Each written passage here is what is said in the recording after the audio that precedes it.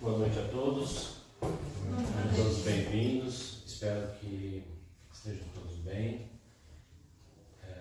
creio que todos vão ficar, então vamos dar início à nossa palestra com uma oração, agradecendo a oportunidade de estarmos aqui, a oportunidade que nos é dada para tratarmos de assuntos importantes em busca da nosso autoconhecimento, em busca do conhecimento sobre as leis divinas, através da doutrina espírita. Vamos agradecer ao nosso Pai, em primeiro lugar, ao nosso Mestre Jesus, que é o nosso guia maior, e agradecer toda a espiritualidade que trabalha no plano divino aí, nos auxiliando em busca da nossa evolução. Da evolução do nosso órgão, da nossa sociedade, enfim, daquilo que é o nosso destino, para chegarmos então um dia a sermos também trabalhadores do nosso Pai Maior, auxiliando cada vez mais aí o nosso próximo. Bom, a palestra de hoje é uma palestra tirada do Livro dos Espíritos, né? A gente costuma trazer aqui abordagens do Livro dos Espíritos ou do Evangelho, como o Ricardo falou na semana passada, ou de outras literaturas da área do Espiritismo. E eu escolhi a pluralidade dos mundos, né, que é um dos temas que é abordado pelos Espíritos no livro do Kardec, capítulo 3.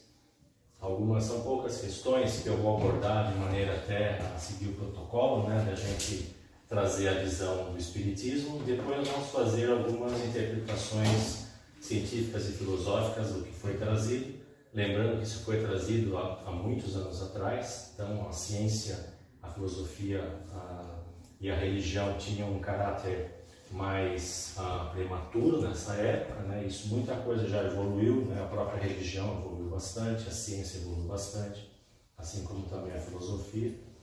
Então nós vamos tentar trazer uma abordagem mais atual a respeito do que foi falado também. Tá?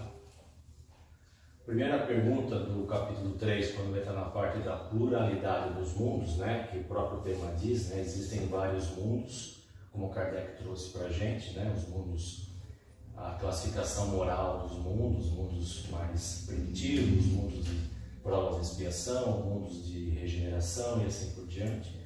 Mas nós vamos falar um pouco mais da parte física dos mundos, né? Então, Kardec começa esse capítulo perguntando assim aos espíritos: são habitados todos os globos que se movem no espaço? De certa forma, resumindo a resposta, porque ela é grande, os espíritos falam que sim, que Deus não cria nada que seja para enfeite, né? Não cria nada que seja simplesmente sem propósito. E que aqueles que acreditam que a Terra, ou que são poucos os planetas habitados, de acordo com a crença ou qualquer modelo científico que possa existir, é porque ainda não conseguiram compreender a complexidade da criação divina, né? Trazendo um pouco de ciência já para essa pergunta, sabemos hoje que para que um planeta como a Terra tenha vida nesse padrão que nós temos aqui de matéria, ou seja, dentro da tabela periódica, a vida baseada no carbono e etc. e tal, são necessários vários fatores de matéria, de campo eletromagnético. O planeta precisa ter um campo eletromagnético a fim de que a vida possa ser formada na matéria, como temos na Terra. Isso não significa dizer que a vida não encontra formas alternativas de acordo com outras naturezas, né? É isso que os espíritos falam. E aí na segunda pergunta, Kardec pergunta assim: é a mesma constituição física nos diferentes globos? E os espíritos respondem: não, de modo algum assemelham-se à Terra. Cada globo tem a sua natureza, e cada natureza possibilita que a vida se manifeste de uma forma diferente. Essa é a resposta dos espíritos. Não sendo uma só para todos, né, a terceira pergunta, não sendo uma só para todos a constituição física dos mundos, seguir-se-á tenham organizações diferentes os seres que as habitam? E os espíritos confirmam, sem dúvida, Do mesmo modo que no vosso, os peixes são feitos para viver na água e os pássaros no ar.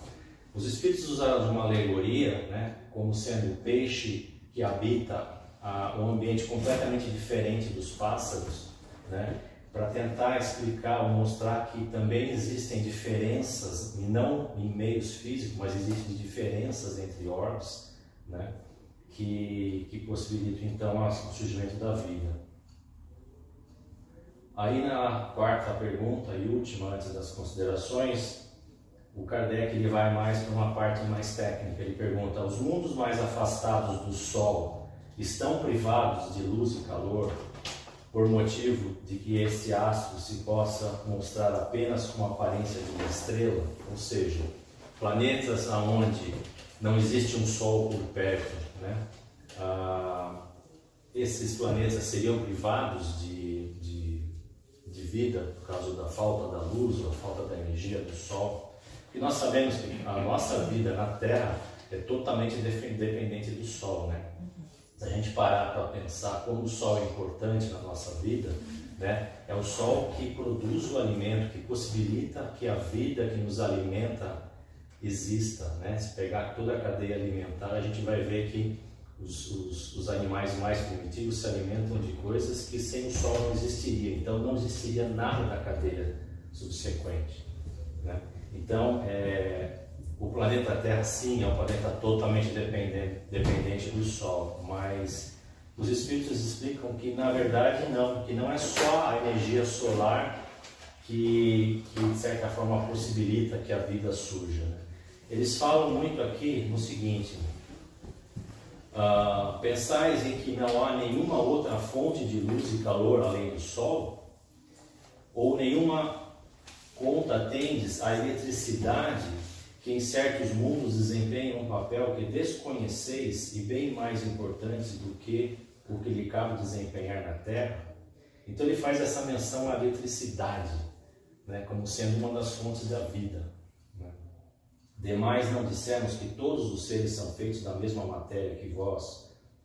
Não dissemos que todos os seres são feitos da mesma matéria que vós, com órgãos de conformação idêntica aos vossos. Ou seja, existem vidas que possuem formas completamente diferentes, né? Aquela alegoria que nós temos de que um ET vai ter 2 braços, 2 pernas, uma cabeça, 2 olhos, um pouco diferente, é uma alegoria, né? Que a gente às vezes tem dificuldade de conceber algo que não seja próximo, né, à forma humana. Nós mesmos concebemos Deus, né, como tendo a forma humana, né, porque nós temos dificuldade de conceber Deus como uma coisa mais abstrata, né? Da mesma forma, os Espíritos vão explicando que eles não dizem que vai ser semelhante a nós, né? Se jamais houvéssemos visto peixes, não compreenderíamos que pudesse haver seres que vivessem dentro da água. Então ele está dizendo isso. Como vocês nunca viram como que é a vida em outro planeta, vocês não conseguem conceber essa ideia, para vocês parece que ela não existe, né? Assim como, né, se a gente nunca tivesse visto um peixe embaixo d'água, a gente olharia a água e como a gente não consegue sobreviver, a gente acha que não tem vida embaixo d'água, né? Porque a gente não compreenderia. Então mais uma alegoria aí com os peixes. Assim acontece com relação aos outros mundos, que sem dúvida contêm elementos que desconhecemos. Não vamos à Terra às longas noites polares iluminadas pela eletricidade das auroras boreais? Que há de impossível em ser a eletricidade, em alguns mundos, mais abundante do que na Terra, a desempenhar nele uma função de ordem geral, cujos efeitos não podemos compreender? Bem para suceder, portanto, que nesses mundos tragam em si mesmo as fontes de calor e luz necessárias a seus habitantes. Então, de novo, eles reforçam a importância da eletricidade. Após essas perguntas, né, Kardec faz uma série de considerações comparando o que a ciência da época sabia em relação à Bíblia. Fala de Moisés, da Gênese, da Arca de Noé, assunto que acho que o Ricardo trouxe semana passada já, né? E dizendo que não é que porque é uma alegoria simbólica que não tenha um fundamento, né? Talvez sim é uma maneira de trazer um conhecimento de uma maneira mais simbólica, né? Assim como nós ensinamos nossos filhos, né, algumas coisas de maneira simbólica, né? Que andar para trás não pode, que não pode comer, chupar manga e tomar leite porque faz mal, coisas assim que existem que a gente não sabe porquê, mas a gente traz para eles de maneira simbólica, né? Porque a gente é difícil explicar para eles que andar para trás você pode cair, bater a cabeça e se machucar, né? Então você começa a criar historinhas. E assim também os espíritos trouxeram algumas coisas de maneira mais simbólica para a gente. Mas eu não vou entrar nessa parte, porque essa parte do Kardec aí eu nem gosto muito de ler, porque é muito das considerações dele, e já está muito ultrapassado. Muitas coisas que ele fala lá, a ciência já descobriu coisas diferentes, né? E o Kardec mesmo fala, na dúvida fiquem com a ciência, porque a ciência vai evoluir e o conhecimento também. E aí vocês vão ter que adaptar isso, né, às mensagens dos espíritos. E é isso que nós estamos tentando fazer. Então vamos sair um pouquinho fora do paradigma do mundo físico, como conhecemos, para poder interpretar o que os espíritos estão ensinando, certo? O que é o mundo físico para a gente, tá? O mundo que a gente acha que abrange tudo que existe, a gente olha assim e fala, tudo que existe eu estou vendo, ou tocando, ou sentindo, ou medindo, né? Mas vamos ver o que é esse mundo físico que nós vivemos, para a gente ver a complexidade que é a matéria e a energia. Nós temos hoje na tabela periódica 118 elementos químicos, tá? Somente 92 deles são naturais, ou seja, pertencem ao planeta Terra. O restante só é obtido através de processos de laboratório. E a grande maioria deles, ou seja, o laboratório então não seria feito pela natureza, né? E a grande maioria deles só é obtida por frações de segundo, através de aceleradores atômicos. Então, o que isso significa para a gente? Significa que a matéria vai muito além daquilo que nós temos capacidade de ter aqui na plano terrestre. Que talvez em outros orbes essas matérias sejam possíveis e nós não sabemos nada da propriedade delas. E da mesma forma, vamos ver o hidrogênio. O hidrogênio é o primeiro átomo da tabela periódica, elemento atômico 1, né? E se a gente olhar, basicamente é o que forma o Sol, né? O Sol ele é formado basicamente de hidrogênio, e a fusão de hidrogênio formando hélio gera energia e gera o brilho do Sol, e essa energia é maravilhosa que a gente recebe, né? E antes do hidrogênio, o que existe? Nós sabemos hoje, pela ciência, que o hidrogênio não é um átomo indivisível. Ele é um átomo composto de dezenas, centenas de subpartículas atômicas. Será que essas subpartículas atômicas, num grau ainda preliminar, antes da criação de hidrogênio, já não é matéria em algum mundo que nós não temos nem como perceber, né? Uma matéria mais sutil, talvez num mundo onde se forme essa matéria consiga reagir formando moléculas dessas subpartículas atômicas e nunca chegue na escala do hidrogênio, e para esse mundo o hidrogênio seja como para nós hoje é o urânio, um elemento extremamente pesado, né? E esses mundos são mais sutis. Então tudo isso aí são coisas que a gente pode imaginar que sejam possíveis, né?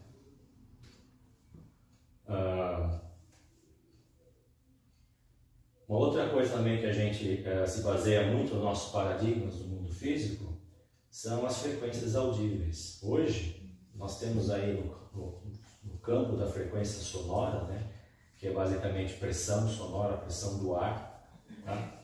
Nós só conseguimos ouvir, o ser humano só consegue ouvir de 20 a 20 mil Hz, né, oscilações por segundo, tá? Só que a frequência sonora vai muito além disso, tem os ultrassons e os infrassons, né? O elefante, com uma curiosidade, o cão, né, de 15, nós a partir de 20, o cão a partir de 15, e o golfinho é o que consegue ouvir o som, o ultrassom mais, e o morcego também, 120 mil a 150 mil Hz. Nós só vamos até 20 mil. Eles conseguem ver uma frequência muito mais aguda do que nós temos. Só que nós baseamos a interpretação de tudo que nós ouvimos nessa nossa faixa. E as outras faixas? Nós até conseguimos medir com alguns equipamentos especiais. Mas existem coisas acontecendo nessas outras faixas que nós não ouvimos, então não faz parte da nossa realidade. Assim também é com a frequência da luz. né, que vai aí do espectro de luz que vai desde o infravermelho até o ultravioleta, que é uma faixa grande e não há encerra por aí, ela continua para os dois lados. A gente tem, nós só podemos perceber a luz numa faixa muito pequena. E todo o nosso conhecimento visual se baseia nessa faixa pequena de luz. O resto, algumas coisas a gente consegue medir também, mas a gente não consegue muito além disso, né? Então, assim, o universo ele é muito mais completo e complexo do que a nossa consciência consegue captar dele, né? Então, a gente achar que o que a gente sabe é suficiente para ditar se algo existe ou não existe, é muito errado, né? Ou seja muito incompleto, né? O nosso conhecimento é muito incompleto, a nossa percepção é muito pequena no mundo. Para a gente achar que, eu posso basear naquilo que eu sei, por exemplo, o James Webb, o telescópio lá, que tem umas câmeras todas poderosas, ainda assim é muito pequeno. Ele só consegue ver a luz. Ele consegue ver lá um planeta que está muito, muito longe, mas ele só consegue ver a luz. E aí depois eles interpretam aquela luz por frequência, por cálculos e tal, e chegam às conclusões, mas é muito pouco para tirar uma conclusão. Se a gente consegue ver a Lua e não vê lá um habitante na Lua, a gente acha que não tem vida na Lua. Sem pensar que a vida não se limita à nossa faixa de matéria. Bom, os espíritos nos falam sobre a importância da eletricidade em diversos mundos, especialmente naqueles mais distantes do Sol. Pela data que essas mensagens foram enviadas, podemos supor que, por falta de maiores avanços no conhecimento científico, os espíritos podem, por hipótese, ter se referido à eletricidade como forma de se referirem à energia das quais mundos se suprem. Hoje, nós temos na tecnologia atual, né, até pela necessidade da gente parar de degradar o planeta, nós temos que buscar fontes alternativas. E nós sabemos que a energia solar e a energia do vento, das marés, elas são energias que você não tem muito controle. Então são fontes alternativas, mas não são soluções definitivas. Apesar dos avanços que ainda nós precisamos fazer, a energia que se torna mais limpa e mais controlável é a energia atômica. Tanto que alguns países estão indo para a energia atômica. Existe risco? Existe porque nós ainda estamos aprendendo a lidar com essa energia. Mas no futuro, se nós não desenvolvermos e não aprendermos a lidar com essa energia, ou nós vamos destruir o planeta, consumindo os bens que nós temos, ou nós vamos ter que aprender a lidar e usar a energia atômica, que de certa forma é uma energia limpa, que não gera, de certa forma, gases de CO2, não geram gases poluentes, tóxicos. Mas tem o lixo atômico. É isso que nós precisamos aprender a lidar com isso. Enfim, será que os espíritos estavam falando sobre isso? Que em mundos diferentes, se eles fossem mais evoluídos, eles talvez estivessem usando essas energias de uma maneira melhor que a nossa? Imagina, a gente ainda usa a energia atômica para extrair calor. É como queimar a lenha. Será que não se dá para tirar a energia elétrica direto? Né? Será que não existe tecnologia para isso em outros mundos? O Satinho pode usar a energia dele, em vez de ter um aparelho elétrico. Nós inventamos o aparelho elétrico, que é energia elétrica, né? Então, assim, existe tanta coisa que a gente ainda não sabe, a ciência nossa ainda não sabe, que a gente precisa ter a mente aberta para outras possibilidades. E aí começa a fazer mais sentido, né, as mensagens dos espíritos, da pluralidade dos mundos. Aí quando alguém vem e fala para você, você acredita em vida extraterrestre? Né? O que você vai responder? Se você falar sim, eles vão falar, mas filmaram Marte e não tinha ninguém lá. Entendeu? Então você precisa falar do tipo, acredito, mas não talvez da forma que a gente interprete a vida. Né? Não talvez com a mesma matéria que nós temos aqui na Terra, ou que nós podemos acessar, enxergar, tocar. Então, talvez uma outra faixa de frequência. Enfim. Os Espíritos também nos falam das diferenças da natureza dos diversos mundos. usando, né, o peixe de maneira simbólica, eu já comentei a respeito. Seria possível que, se fosse possível observar um outro planeta distante, não pudéssemos perceber como nossa limitada capacidade de existência dos seres inteligentes em outras faixas de frequência? Seria possível essa inteligência existente no universo organizar a matéria de forma a formar elementos mais sutis que o hidrogênio em orbes onde essa matéria exista e não poderíamos perceber? Comentei também sobre isso. Aí surge uma dúvida. O que seria matéria, enfim? O que é matéria para vocês?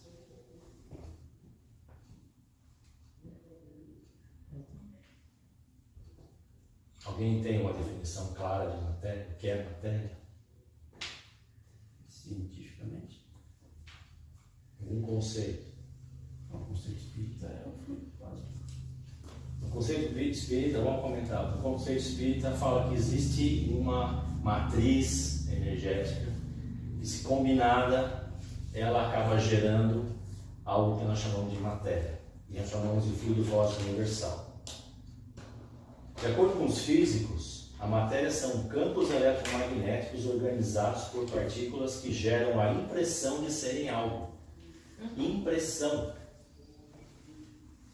Por que impressão? Porque esses campos eletromagnéticos originados ou que formam a matéria, combinados de uma maneira que formam a matéria, eles permitem que o reflexo da luz as torne visíveis.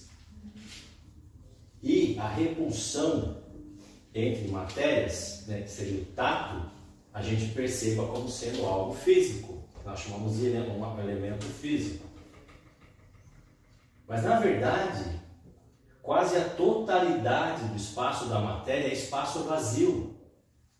Se você pegasse duas matérias, considerando espaço vazio entre elas, elas passariam entre elas sem se tocar, porque a chance de elas se tocarem seria ínfima. Só que elas não conseguem, porque tem um campo eletromagnético que gera repulsão.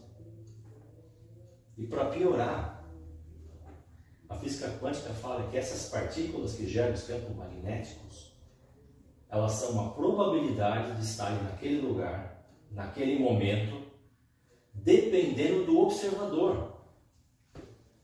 Ou seja, nem a partícula que gera o campo eletromagnético é realmente uma partícula. Depende do observador. Aí que entra a importância da consciência, do princípio inteligente, que é a definição de espírito, o princípio inteligente. É necessário um princípio inteligente, uma consciência, para que nós percebamos a matéria, para que ela exista. Porque sem a consciência, a matéria nem existe. E aí veio uma mensagem ou uma frase de milênios antes de Cristo, num livro chamado Kybalion, Tábua das Esmeraldas, onde Hermes Trismegistus falou que o mundo é mental. Eles já sabiam, o mundo é mental, o mundo só existe porque eu percebo esse grande campo de energia e eu, de certa forma, crio essa realidade mentalmente. Isso é física quântica. Isso não é religião. Isso não é filosofia. Quem assistiu Oppenheimer? Tem uma cena que ele fala isso para uma namorada dele, que a matéria, ela tem só espaços vazios e ela só é percebida pela repulsão eletromagnética. Ele era um cientista. Enfim, nós estamos usando a ciência para, de certa forma, interpretar aquilo que os Espíritos nos falaram, para justificar ou encontrar uma possibilidade lógica, que o Espiritismo é fé raciocinada. Encontrarmos uma explicação lógica para que possa haver vidas em outros orbes, mas não da maneira que nós imaginávamos antes, ou buscávamos. Vamos deixar um pouquinho de lado os dogmas religiosos. Lógico, não estou dizendo que estamos errados, só para deixar um pouquinho de lado, que não é aquela história. né? Bateu, reserva. Depois você pega de novo, que você vai usar isso o resto da sua vida. Mas deixa de lado um pouquinho, para a gente poder abrir a mente. Esses dogmas religiosos que ligam a evolução do espírito ao bem e ao mal. Estou dizendo para vocês, a evolução do espírito não tem nada a ver com moral. Não adianta ser bonzinho. Não é isso que faz o espírito evoluir. Vamos gerar essa hipótese? Não estou falando que é assim, estou criando uma hipótese. Tá? Se isso é verdade, vamos ver se essa hipótese confirma. Né? Vamos tentar entender a evolução baseado na hipótese de que não existe uma relação da evolução com o bem e o mal. Os espíritos foram criados simples e ignorantes.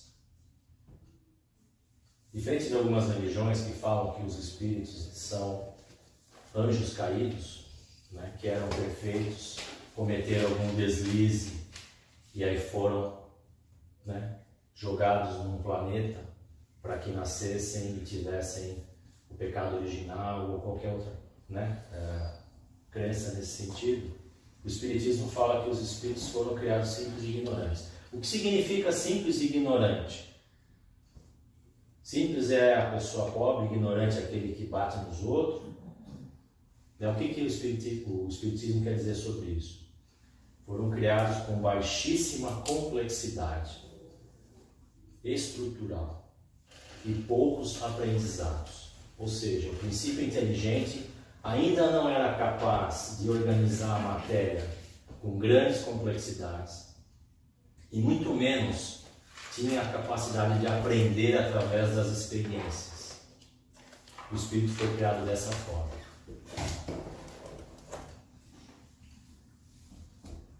Ao evoluirmos, aumentamos gradativamente a nossa complexidade e colecionamos aprendizados. Então, desde o nosso início evolutivo, que é difícil falar quando é o início, né? Porque se a gente evolui desde as subpartículas atômicas, né?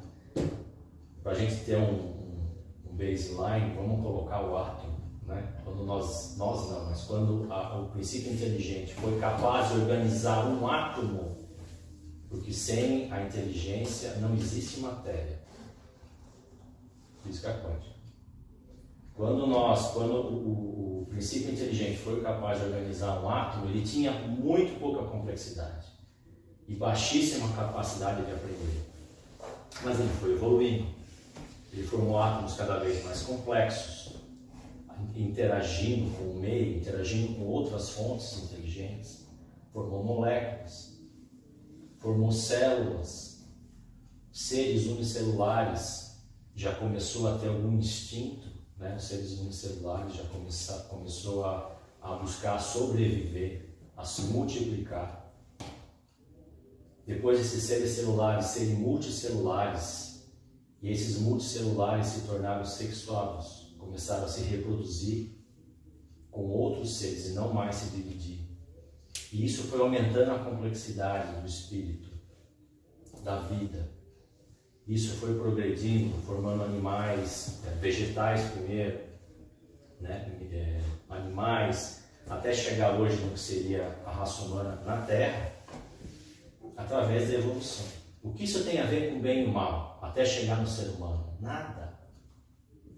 Isso foi aprendizado, isso foi aumentando a complexidade. Mas e agora? Nós chegamos no estágio onde a gente adquiriu autoconsciência.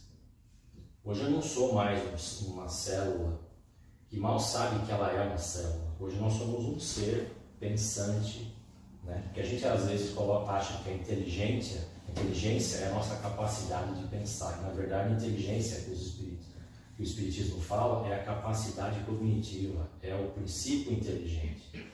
É aquilo que não é simplesmente aleatório, é aquilo que tem uma lógica. Lógica e memória.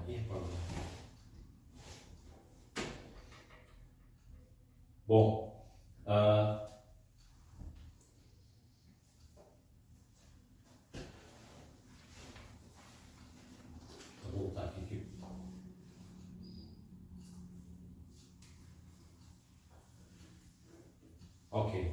Talvez o espírito, então, não seja algo muito mais subjetivo do que conseguimos conceber. Né? Quando a gente fala, o espírito, o meu espírito, eu tenho um espírito, eu sou um espírito. Talvez essa palavra espírito seja algo subjetivo, não algo objetivo como nós gostamos de pensar. Talvez seja algo assim que vai além daquilo que a gente consegue conceber como sendo uma cópia fluídica de mim mesmo. Né? Talvez seja algo que seja um conceito, o espírito. A inteligência organizada e manifestada. E é por isso que, pensando assim, fica mais fácil de entender que nós já fomos um peixe. Né? Como assim, eu fui um peixe? Não, você não foi um peixe. E você ainda se pega na individualidade. Mas o princípio inteligente um dia foi um peixe. Ele manifestou num peixe, quando não existiam outras formas de vida. Isso foi evoluindo. Temos dificuldade de entender como temos individualidade num corpo formado por uma infinidade de outros seres vivos. Nosso corpo é formado por uma infinidade de seres vivos, que se chamam células. Mas célula é um ser vivo? Você tira um coração e transplanta para uma outra pessoa e continua batendo, certo? Mas ele é uma máquina? A célula, ela se alimenta, ela se protege, ela respira. É uma máquina e foi feito pela natureza. Não é inteligência artificial. Ela não faz isso porque alguém programou, ela faz isso evolutivamente. Talvez ela seja mais complexa que muitos protozoários, vírus, bactérias, e ela sobrevive. Ela sobrevive. Ela não precisa de estar ligada ao nosso corpo para sobreviver. Em condições que permitam, né, em meios que permitam, ela sobrevive, como animando, por exemplo, um outro corpo, ou no meio, quando se faz uma remoção, se coloca no meio próprio, ela dura ainda vários dias para você fazer uma análise de microscópio e ver ela funcionando.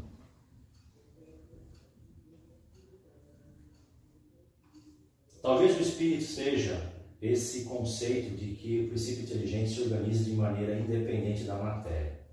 Tudo que eu estou falando são suposições, lembra, né? Ou até seja o responsável pela organização da ideia da matéria para que possa se manifestar ao longo de sua jornada evolutiva e gradativamente buscar maneiras mais sutis e complexas. Então talvez o espírito seja essa energia inteligente que consegue e precisa se manifestar ainda através da matéria, então precisa criar essas realidades para ele poder se manifestar. E essas realidades são criadas mentalmente.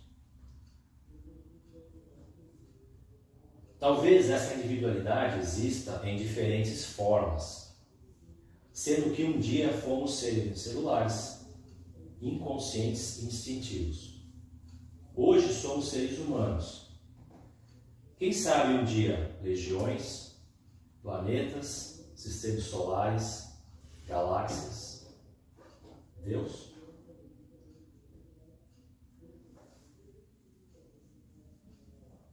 Muita hipótese, né? Eu pedi uma licença filosófica para fazer essa palestra hoje.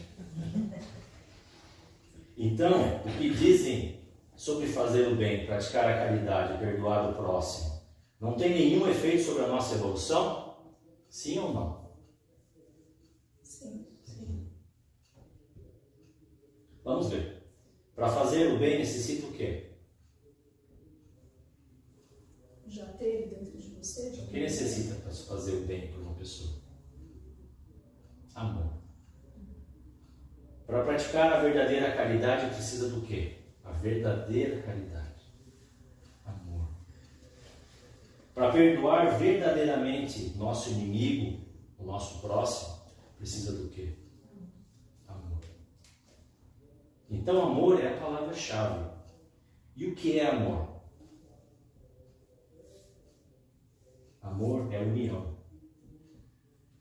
Evolução é união. Vejamos se tem fundamento na Bíblia, ou pelo menos, né, na Bíblia não vou dizer porque a Bíblia tem muitas interpretações, mas se tem fundamento nas palavras de alguns seres, né, algumas pessoas, alguns avatares que nós respeitamos muito, o JC. Sois deuses e podeis fazer o que faço e muito mais.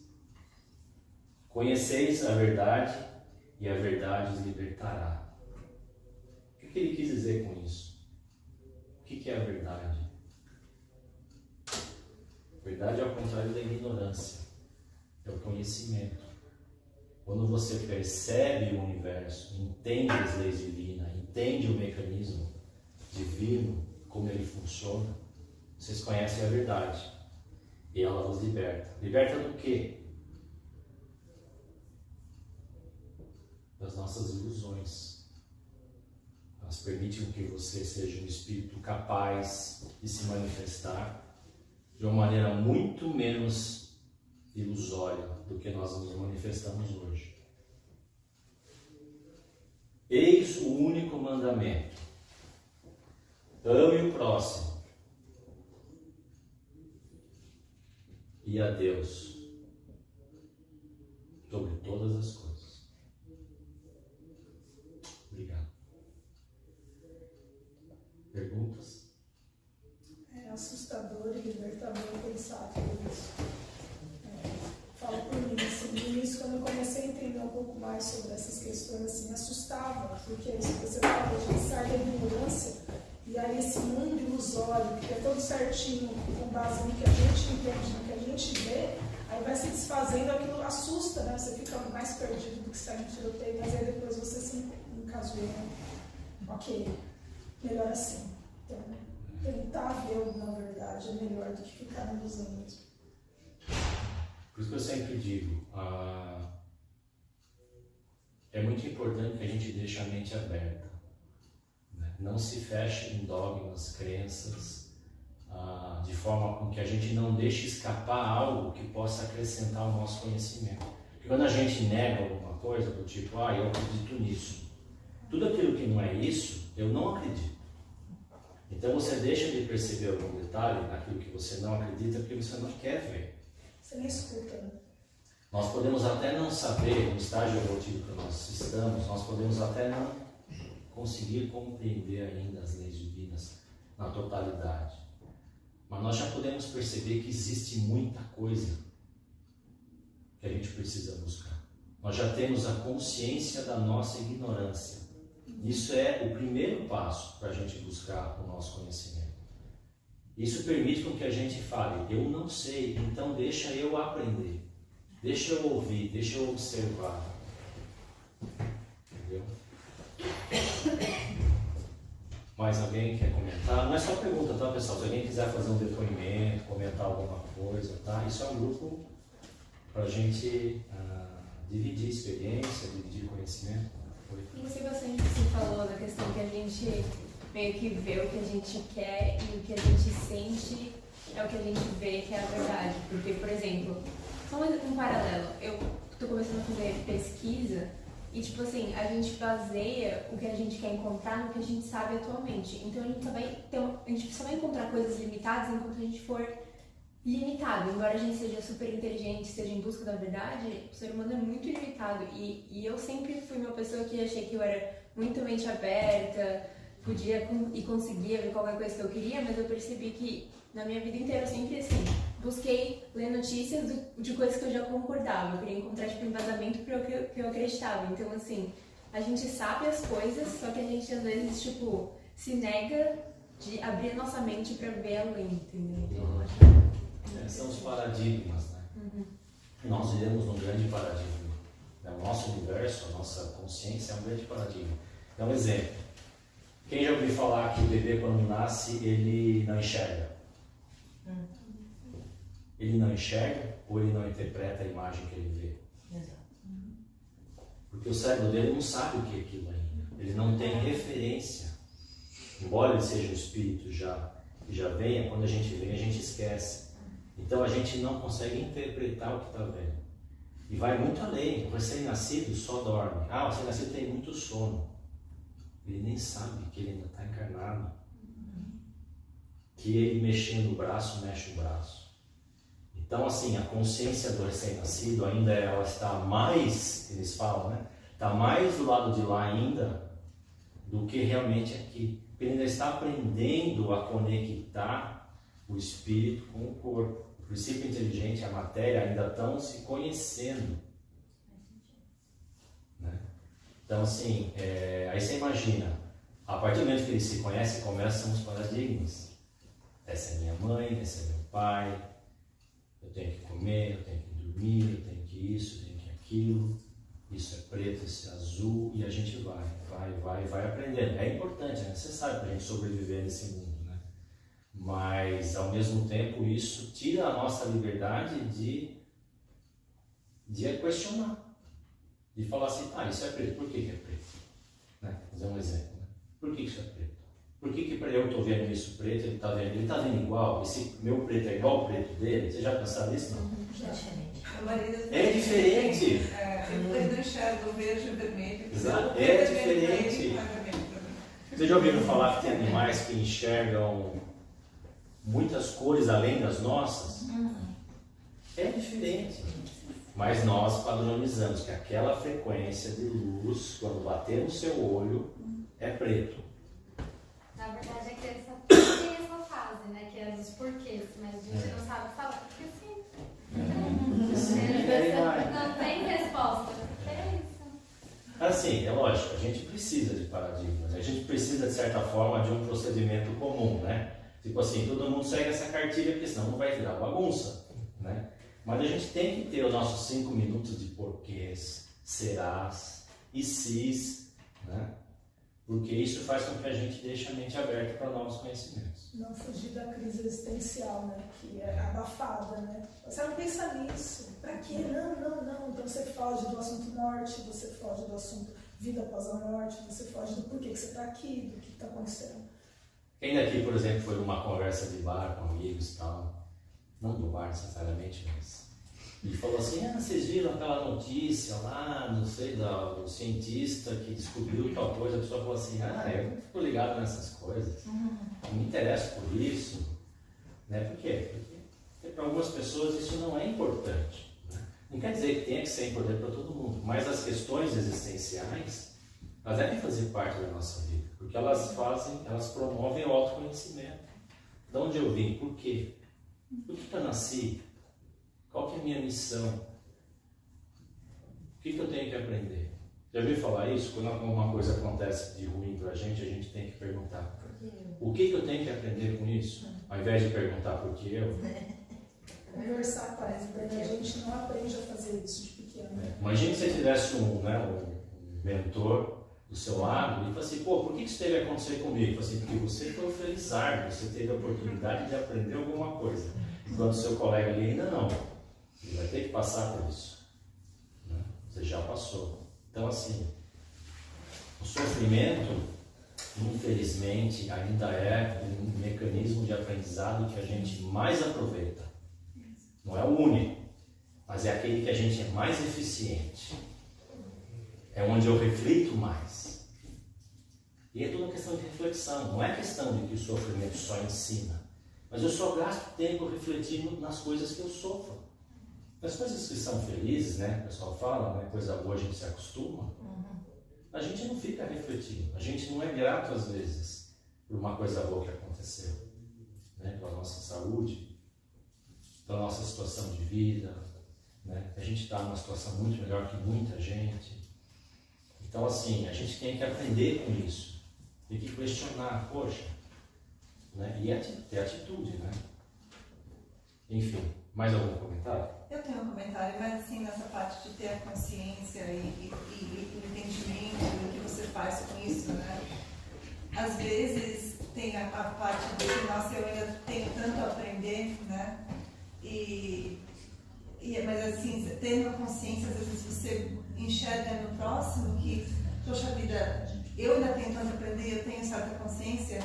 Como que a gente ajuda alguém a chegar naquele ponto? Mas você sabe que também é uma jornada individual e não é nosso papel necessariamente falar, não, tá errado, né?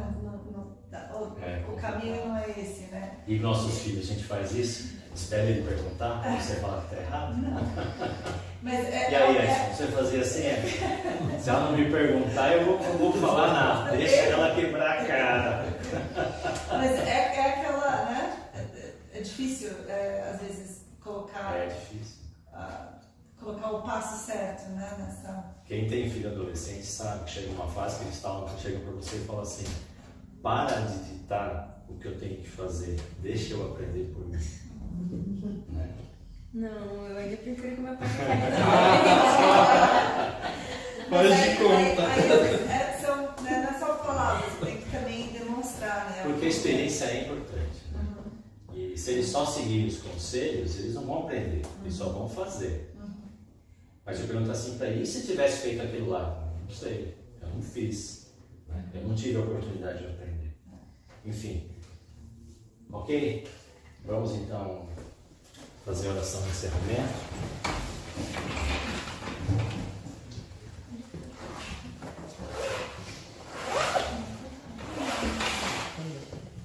Agradecendo a Deus por nos acompanhar nessa jornada,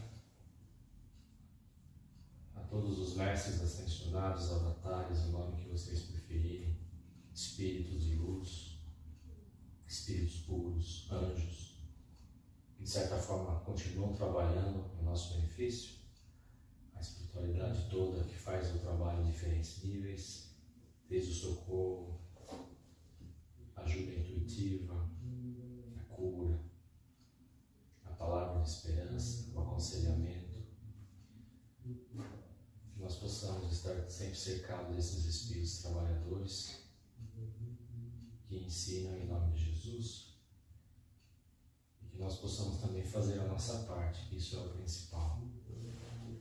Temos energia, esperança, força de vontade e atitude principalmente. Agradecemos a todos pela presença hoje